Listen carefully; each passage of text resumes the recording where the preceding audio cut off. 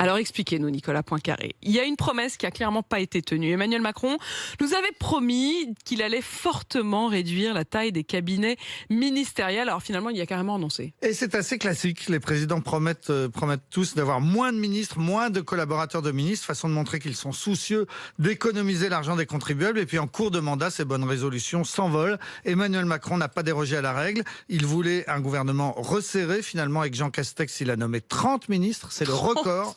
C'est le record sous la Ve République. Et pour les collaborateurs de ministres, on est passé de 324 à 570 selon les calculs du Monde. C'est-à-dire qu'on a à peu près autant de conseillers que sous Nicolas Sarkozy et François Hollande. Alors si Emmanuel Macron voulait moins de membres dans les cabinets ministériels, c'était pas seulement pour faire des économies d'ailleurs. Non, dans son esprit, c'était une philosophie. Il souhaitait que les ministres s'appuient sur les hauts fonctionnaires plutôt que sur les collaborateurs à leurs ordres. Cela impliquait que les directeurs d'administration centrale soient en accord avec la ligne politique du gouvernement ou qu'il soit remplacé quand ce n'était pas le cas, un peu comme aux États-Unis avec le fameux spoil system. Mais cette petite révolution finalement a échoué, elle n'a pas eu lieu. On est resté avec ce fonctionnement français qui donne le vrai pouvoir aux membres des cabinets ministériels. C'est 500 personnes qui font tourner la machine de l'État. Alors quel est exactement le métier de ces collaborateurs de ministres? Un métier de chien. Ils gèrent tout, ils préparent les lois, ils accompagnent les déplacements, ils assurent l'interface entre le ministre et son administration. Ça exige une disponibilité complète.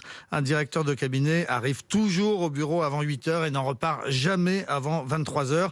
Récemment, une membre du cabinet de Jean Castex a fait cette petite blague sur Twitter. Elle a dit « On arrive tellement tôt et on part tellement tard qu'on va finir par se croiser nous-mêmes ». C'est exaltant, me disait hier une petite main du pouvoir. On travaille pour le pays, on est au cœur de la machine, on forme une équipe. On déjeune tous les jours ensemble à la popote, on n'a plus de vie privée, mais on a cette aventure collective. Ça, c'est quand ça se passe bien. Quand ça se passe mal, ça donne des burn-out, des divorces, des dépressions. Personne ne tient plus que quelques années. C'est une organisation qui a longtemps été très opaque. Oui, jusqu'à la fin des années 90, les conseillers étaient très mal payés, mais ils touchaient tous les mois une enveloppe en liquide.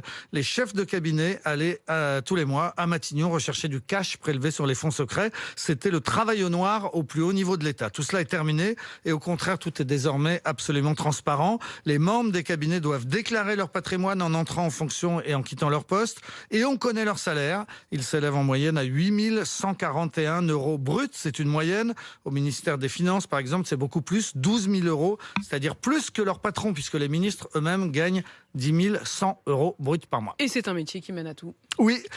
Emmanuel Macron, par exemple, a nommé ministre beaucoup d'anciens membres de cabinet ministériel. Gabriel Attal, Cédric O, Benjamin Griveaux, Marlène Schiappa, Sibeth Ndiaye, Elisabeth Borne.